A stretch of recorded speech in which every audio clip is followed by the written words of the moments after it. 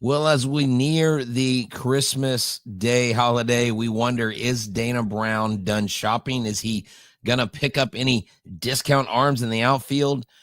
We know the big budget stuff is probably over with, but Eric and I are going to talk about it, and we're going to talk about the passing of an MLB great, one of probably the best base stealer of all time. We'll talk about it on this edition. Let's go. Yainel Diaz, this is Locked On Astros. Hello and welcome to Locked On Astros, your daily Astros podcast. Here are your hosts, Eric the Man Huysman and Brett H-Town Wheelhouse Chancey. We are Locked On Houston Astros, and we hope that you join us for a daily Locked On Astros podcast. My name is Eric Huysman. You can find me on X at Eric Talk Stros. Find the show at Locked On Astros, your team every day. Brett, where can I find you at? You can find me at H-Town Wheelhouse on X, Instagram, and TikTok. They can find me at Stros411 on X and on Facebook, and at Back to the Bullpen on X, on Instagram, on iHeartRadio, and YouTube. Look, man, I'm always positive, always Stros. Hey, guys, thank you for making Locked On Astros podcast your first listen. Whether it's on YouTube, go ahead, subscribe to us. Make us first listen on the Apple, Odyssey, Spotify. Wherever you listen to your podcasts, go and check us out and go and become an everydayer, someone that listens to our podcast every day. Today's episode is brought to you by Game Time.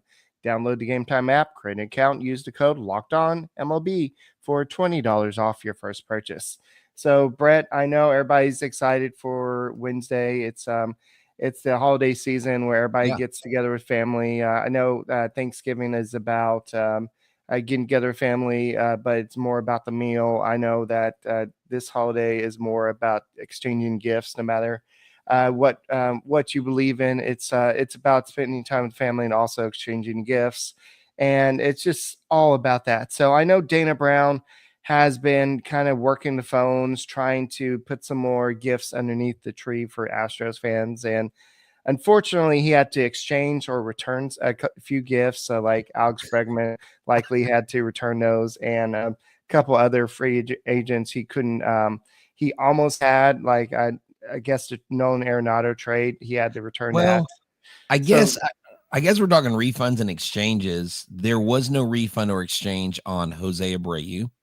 There was no refund or exchange on Rafael Montero. And who was the other no refund, no exchange? There was an exchange. Actually, we got good value out of the Kyle Tucker. You know, we used the Kyle Tucker, and we had 30 days to return them, and we returned them. You see the holiday vibe I'm catching here. Cheesy as it may sound, you know, Eric, I would give the Astros a solid B at this point. But before we go much further, growing up, my dad would take me to Rangers games when they played the Oakland A's, because I was a big Mark McGwire fan. I was a big Canseco fan. Loved the Bass brothers. I loved Ricky Henderson. Got to see him play. Got to meet him. Got his autograph in person at a show. Walked from the old ballpark in Arlington to the hotel with him one game. This guy was by far the best base stealer. And Harold Reynolds shared a story that in a season when he stole 60 bases, in the last game of the season, he got a 60th stolen base and he won the title. He said he got a phone call. And Ricky Henderson was always famous talking about Ricky Henderson. What is it? Is it in third person? Yeah. Third person? He was Ricky like, Henderson stole 3 bases today. Yeah. He was like, hey, he goes, hey, Harold, Ricky Henderson here. And you know what? He goes, you had 60. Congratulations. Ricky Henderson had 60 at the All-Star break, and he hung up.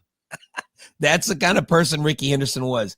He had flair. He had pizzazz. He had confidence. But every ball player that I talked to that played with him just had nothing but glowing remarks for him. And he played for several teams, played for a long time. But, man, was he fast. 120 stolen bases in a season. I remember the year that he passed Lou Brock and he raised up third base in those Mizuno, those neon green Mizuno batting gloves. I had those. You know, I wore those Mizuno batting gloves. And I thought it made me faster. It didn't. But in my mind, I was faster. I ran like the wind, like Ricky Henderson. Just a great guy. The best to do it. And he probably hated seeing the game the way it is today with not a whole lot of base stealing. The bigger bases too and everything. Oh yeah, he's like bigger bases. Henderson would have got more bases. Can you imagine? Can you imagine if he had the rules that we had today? He would have stole 300 bases in a season. Right. So I know that he was fit. I believe he was 65 years old. So that's a little too young for. I believe he played late into his career, his lifetime too. So he was not just with the A's, but I believe he went on to go play with the Blue Jays at one point as well. He played with the Mariners. He played with the Yankees. He played with the Padres. I believe he played with the Dodgers. I mean, dude, he played with a lot of teams. I had to go back and I had to look at his career, but I know he played with several teams. And some teams I completely forgot about, Eric. Yeah, but he had 1,406 stolen bases.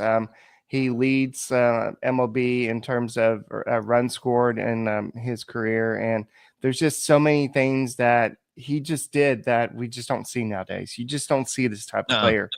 And L.A. De La Cruz possibly could be that type of player. He's getting maybe not to Ricky Henderson status, but he's the type of guy that can steal 70 stolen bases and probably hit maybe 20 home runs throughout his career. So here's his list: Oakland A's, Yankees. Oh, actually, he played with the Oakland A's 4 times. Played with the Angels. Played with the Mets, the Mariners, the Padres, the Red Sox, the Dodgers. And he coached with the Mets in 2007. Get this, Eric: 1990 MVP, 1989 ALCS MVP, Gold Glove Award, 3 Silver Sluggers, 12 times stolen base leader. The A's retired his number, 10-time All-Star and 2-time World Series champion. I mean, this guy, unbelievable, Eric, unbelievable career. And like you said, gone. And the best leadoff home run hitter of all time. Actually, the best leadoff hitter. He still holds the record in leadoff home runs. Altuve will chase him. I don't know if Altuve will ever get to him, but who knows? Who knows? I mean, but Ricky Henderson definitely dude. When I heard he passed, I was completely shocked. I had no idea anything was going on. Of course, you don't know everything about everybody, right? But yeah, so Ricky, rest in peace, man.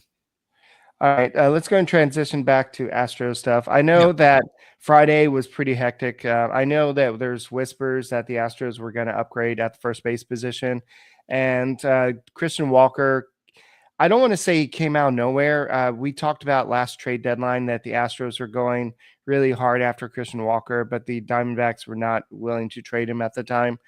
They felt like they had a chance to get into the playoffs, and so they wanted to keep him.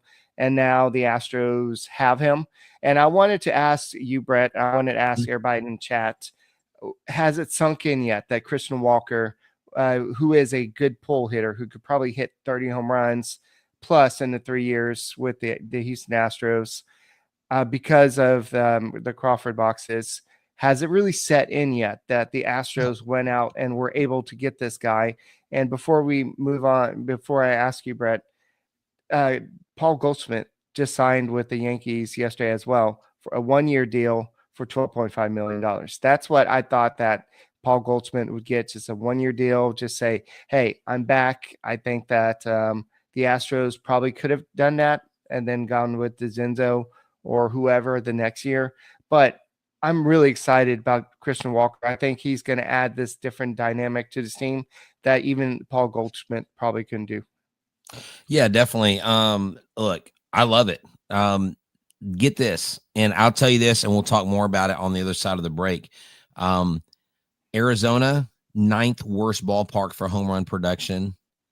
Minute Maid Park, 7th best for home run production. And I'm going to leave it with that. We'll talk about our sponsor, and I'll give you more fodder for conversation after we talk about our friends at FanDuel. Hello, boys and girls. Christmas time is here, and it is that time of year. The NFL playoffs are almost here, and it's not too late to get in the regular season action with FanDuel, America's #1 sportsbook, because right now, new customers can finish the season strong with $250. Not 100, not 150, not 200, but $250 in bonus bets. if your first $5 bet wins. That's right. FanDuel has so many ways for you to pick up the W. I love betting on which players will score a touchdown, how many points each team will score. It's thrilling. Not only can you bet on who will win the game, but FanDuel also has bets for which players will score a touchdown, how many points each team will score, and so much more. It's all easily found on the app. When you get a hunch in the middle of the game, you can check it out right there. You don't have to go to 50 different websites. So just visit FanDuel.com and join today. That's FanDuel.com for your chance at $250 in bonus bets. Make every moment more with FanDuel, an official sportsbook partner of the NFL. Hey guys, thank you for making Locked On Astros podcast your first listen every day. Whether it's on YouTube, go ahead and subscribe to us. Make his first listen on Apple, Odyssey, Spotify, wherever you listen to your podcast. Go and check us out. So, Brett, we were talking about Christian Walker and what does this mean to the Astros lineup? And I'm going to ask the fans as you're talking, where do you see Walker fit in this lineup? Do you see him batting second, third, fourth, or fifth? And I'm going to put that to the fans. No, yeah, definitely. So, I mentioned that Minute Maid Park was seventh best in home run production in 2024, where the Diamondbacks play Bank One Park, JP Morgan Chase Field. I don't know what it's called. The Bob, I still call it. The ninth worst ballpark to hit home runs in. They really didn't have great home run production there. I mean, it wasn't bad, but it was in the bottom. Christian Walker comes over here. Not only can he crush the baseball and go out of Minute Maid Park, I think last year he probably would have had about 15 more home runs. He would have hit near 50 home runs, Eric, last year. Also, he's a 3-time Gold Glove winner at first base. This is not Jose Abreu. So the comparisons of Jose Abreu need to absolutely stop. I'm offended. They're blasphemous. Okay?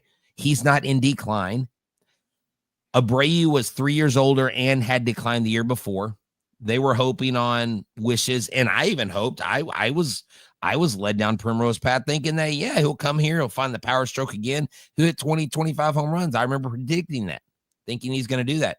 Christian Walker, absolutely, I am putting Alvarez fourth. I am not putting Walker fourth. I'm putting Alvarez fourth. Alvarez needs more opportunities to get more RBIs. I'm putting Walker in front of Alvarez. I'm going Altuve.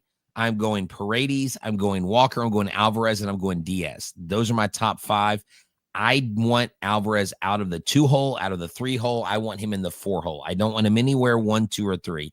I want him in the 4-hole. He needs more opportunities because we see a lot of him hitting solo shots, solo home runs. Look, again, if you put Walker in front of him, maybe you have a chance of that happening. But, Eric, you have 5 legitimate, hard-hitting, home run-hitting players that can hit all between 15 and 40-plus home runs in a season, from Altuve to Diaz. That right there is huge. That is absolutely massive. And then can you imagine if they get a left field glove, if they get another bat? I mean, I don't think they're going to go out and get Teoscar Hernandez, but can you imagine adding a Teoscar Hernandez to this? I'm just talking about home runs right now, but the production, look, whether you have Alvarez third or Walker fourth or Walker third or Alvarez, I think your first 2 guys are going to get on base, but I do agree with this. Your top 3 on base percentage guys go at the top 3. Your 4th guy is always Alvarez, and that's how you construct it.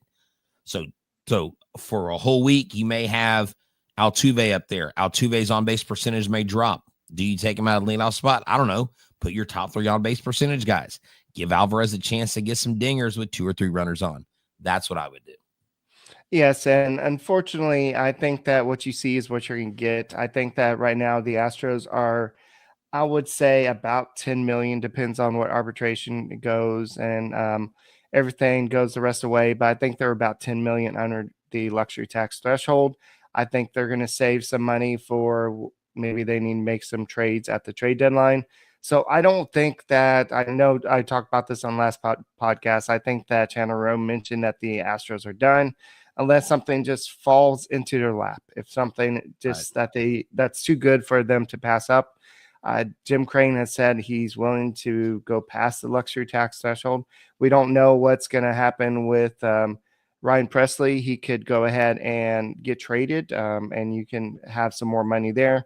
You did trade away Kyle Tucker's salary, so that's how you're able to pay Christian Walker this year. And Paredes is still not making a lot of money right now. So what you're going to see is you're going to see a lot of what you have right now. Now, the question is this Astros team as is good enough? Is it good enough to face the teams in the American League like the Yankees, who added Paul Goldschmidt? We saw the Tigers that beat them. They're adding some more players. They're improving a little bit. You have the Rangers. The Rangers are trying to add, and they're also trading. And Nathaniel Lowe just got traded, and it seems like there's been a kind of carousel of first basemen. Carlos Santana went to go play for the Guardians, and then they traded Bo Naylor to the Diamondbacks to replace Christian Walker. So there's just been a kind of, ever since Christian Walker signed, you had Paul Goldschmidt go sign with the Yankees for a 1-year deal, 12.5. Did you see the tweet? Did you see the tweet by Bob Nightingale? The Yankees have signed Paul Goldschmidt. They got their guy. I'm like, hold up. That can't be a serious tweet. One of his kids had to hack his account, because I thought Juan Soto was their guy. I you know what I'm saying? I thought Christian Walker was their guy. And apparently a deal with Christian Walker and the Yankees fell through last minute. And so that right. Look, when we get players like Christian Walker coming to us over the Yankees, because Walker would have made sense in New York.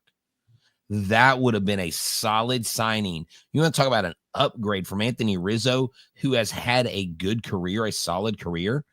That would have been huge for them. Paul Goldschmidt, maybe 1 year, maybe he's in there and he gets used to, being there in New York. But you know what I think is going to happen, Eric? What? I think Alex Bregman, just to kind of acquiesce a little bit, he's going to sign a short-term deal like Correa, and I bet you he ends up a Detroit Tiger. That's where I think he ends up with A.J. Hinch. It makes sense. Correa's there. They know the Correa's really well. Kind of some familiarity with A.J. Hinch. They'll be the Detroit Astros, is what they'll become. But I see Bregman going there. But Eric, I like this deal, and I see people trying to tear it down.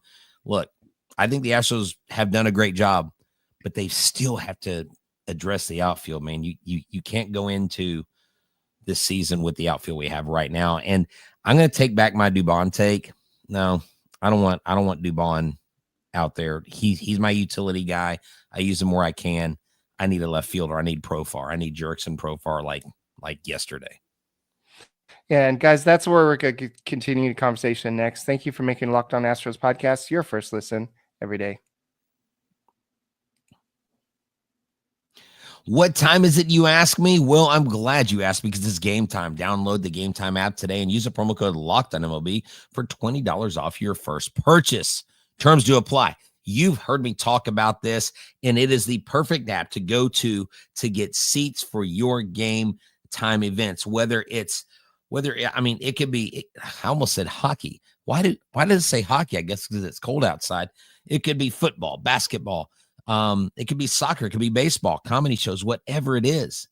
You can get super deals. And what's neat is they sift through all the bull crap, so you can go straight to the tickets you want. You can be focused on togetherness to this holiday season, because you can bring everybody together with the Game Time app and get all-in-one pricing, seat views, lowest price guarantee, Game Time ticket coverage, where they have the most flexible customer service policy in the industry. You download the app, create the account, use the code LOCKEDONMLB for $20 off your first purchase. Terms apply. Again, create an account, redeem the code LOCKEDONMLB for $20 off. Download Game Time today. What time is it? Game time. Hey guys, thank you for making Locked On Astros podcast your first listen every day. Whether it's on YouTube, go ahead and subscribe to us. Go and make us first listen on the Apple, Odyssey, Spotify, wherever you listen to your podcast. Go and check us out. And guys, I don't think that Brett meant to say that Correa was going to Tigers. I think that. Oh, did I say that? Yes, you did. You did. You said something like that. I think he meant to say Bregman. So I think yeah. I'm sorry. You're right. And I don't know why I mentioned. Because okay. Carlos is up north. You're right. I'm sorry. I don't know how I thought. Yeah. They're like, nah, Bregman's. Let's see. Carlos. Anyways. Yeah. I completely I'm confusing myself right now. Did I say Correa in Detroit? Yeah, you did. And then you mentioned Bregman. Hold on. I have a save here. It's a bit of a stretch, but it's a save. They're looking to move Correa. They're looking to trade Correa. So why don't you trade him to the Tigers? They got prospects. Yeah. Bring in Correa. Can you imagine Correa and Bregman being a Detroit Tiger? Hey, stranger things have happened, right? So anyways, I did say Correa. Oh, no, Doug, I'm not arguing. Eric's 100% right. I was just talking about, I think Bregman being up there with AJ Hinch would make sense. I don't know why I pulled Correa into it. Maybe I subliminally just traded him in my mind. I thought I misheard that, but it's okay, guys. We all make mistakes. So no, we do. Yeah. So the question now is, what do the Astros do if they don't add anybody for the outfield? What's the next step from here? Do they go ahead and Dubon? What he's good at is he's good at being a utility player. You don't tie him up to be an everyday outfielder unless you absolutely have to. And that's, I think, what you were saying earlier with you don't want him being a left fielder. So the question is, who do you put in the left field? They're going to have to find some playing time for Singleton because he did have some production last year, another left-handed bat in the lineup. So maybe you'll see Alvarez every once in a while get some starts in left field, but I doubt he's going to start a lot in left field. So the question is, who could step up? Pedro Leon is a guy that the Astros have been essentially begging, hey, take the next step. Hey, we like what you can offer. Just show us what you can do. And so I think this year is the chance for Pedro Leon to step up, especially if McCormick or Myers just fall flat on their face. Well, I don't think McCormick and Myers are going to fall flat on their face, but they've got no option other than to be better than they were last year. Mm-hmm. Because if they're not, they're going to be an absolute drag on this lineup. Now, if they're your 8 and 9 guy in the lineup, you're not necessarily depending on that. When people talk about this with your own team, you forget. Go look at every team in Major League Baseball and tell me who has a solid 1 through 9. And there's not many teams out there where you can say they have a solid 1 through 9. So if I have a weaker 8, 9 bottom of the lineup, if Chas McCormick can find the Chasmanian devil that he was in 2022, Eric, and hit 20 plus home runs, I will take that. If Jake Myers can tap into his gold glove center fieldness out there, and then also, let's say, hit 255, 260, I'm okay with that, Eric. I can handle that, but I still need someone else in left field, manning left field. Winker, I like that name. I like Profar. I think there are some other names out there. You're not going to sign anyone with the qualifying offer because of the draft picks and all that stuff. And, because at the end of the day, it's how do you get to the end of the season? And you're going to give time. If you don't go out and get someone big, you talk to Leon, you get Melton up there, you give these guys chances, and you might see a Jacob Melton come in and take over in left field.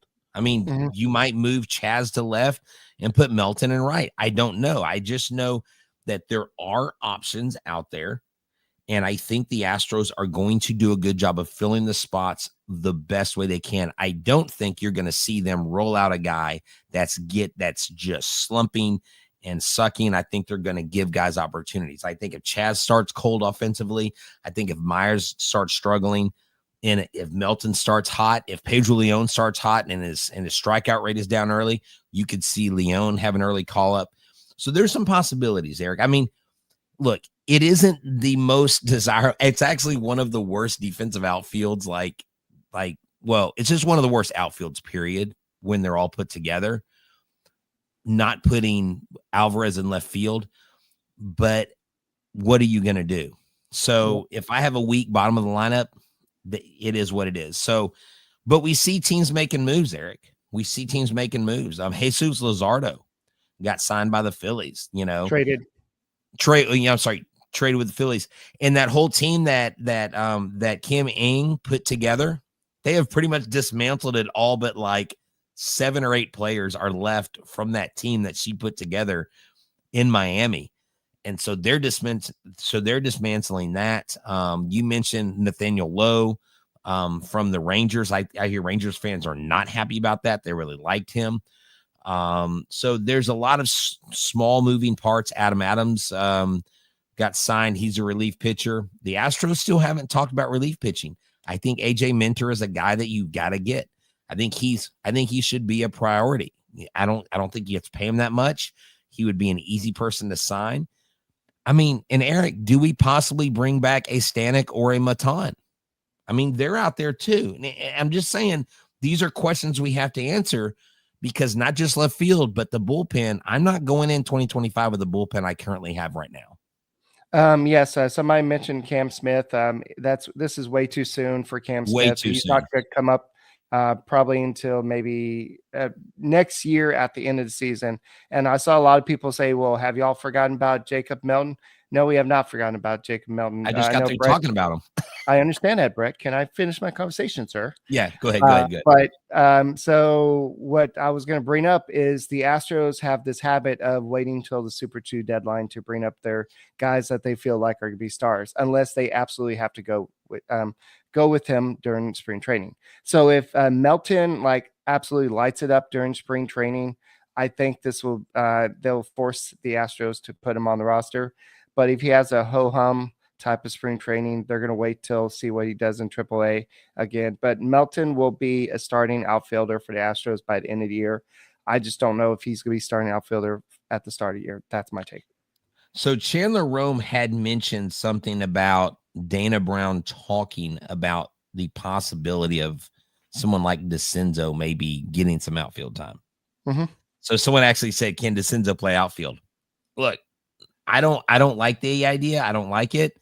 But if he's on your roster and you got to get him off the bench and you don't want Jordan out there, it can't be terrible. I mean, he's young. He's very athletic. He's got speed. So who knows? I would have to look at his minor league credentials to see where he played, if he did play in the outfield at all. I don't know if he did, Eric.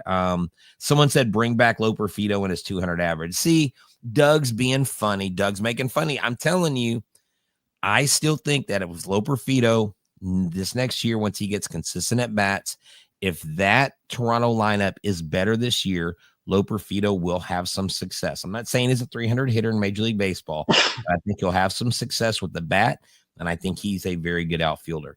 Jason Hayward is a guy that you could bring back. He is a little long on the tooth, Eric, but he does have pop in his bat. So he's someone that is a veteran. Gosh, if Jason Hayward was 3 or 4 years younger, though, it would be even that much more desirable. Randall Grichuk, I don't think is worth signing. I wouldn't touch him with a 10-foot pole. Personally, I just don't like him. 2 years ago, maybe I like him, not now. Would love to have at some point tested Kevin Kiermaier here at Minute Maid Park. I would have loved that, Eric. Yeah. People are talking about bring back Springer. I mean, you would have to trade Gamble. We've got options in the outfield. They're not superstar options, but Gamble, I think, made a case, Eric. I remember you and I talking a lot about him last year. He came in and he made an immediate impact. Yeah. To answer your question, DeCenzo's played 3 games in the minors as a left fielder. There you go. Boom, left fielder, starter. But that was his worst fielding position. So it's only 3. Hold on. Small sample size, but it's a 917 fielding percentage. The next highest was 937 as a third baseman. So, yes, it's a small sample size, but one error does matter in a small sample size. Let's take a poll real quick. Who would be a better GM, Jeff Bagwell or Brett and Eric? Y'all tell us in the comments. Who would be a better GM? Dana Brown doesn't exist. It's between Jeff Bagwell and Brett and Eric Locked on Astros. Oh, he's got Bagwell overlooking his shoulder. Tell me, who's a better GM, us or Baggy? I think we could do a heck of a job, Eric. Look, B&E, breaking and entering. There you go. Oh, that's what we could call ourselves. Like an old B&E, breaking. No, neither. Hold on. Emilio, where's the love, dude? Lunau? Okay, guys, y'all are officially, anyone is better than Bagwell. Now, that's not a compliment. Come on, you guys. There we go. I love it. Thank you. James Click. Guys, what has James Click done since he's left? No, James Click I still don't understand. I mean, I understand why. I understand it, but I don't understand why this fawning over him, because the Blue Jays haven't done what since he's been there. Now, of course, his job's not technically GM. Baggy approved that. Brett and Eric, Page is on board. Page is on board. Thank you. Drinking the Kool-Aid. Can we trade for Hinch? No. Well, you technically can. You can trade for a manager. You can trade for a manager, but someone said Andre Johnson. Okay, now we're getting stupid, guys. All right, guys, that's all we got for this edition of Locked on Astros podcast. My name is Eric Huysman. He is Brett Chancey, and go ahead and subscribe to us. Make his first listen on Apple, Odyssey, Spotify, wherever you listen to your podcasts. Go and check us out.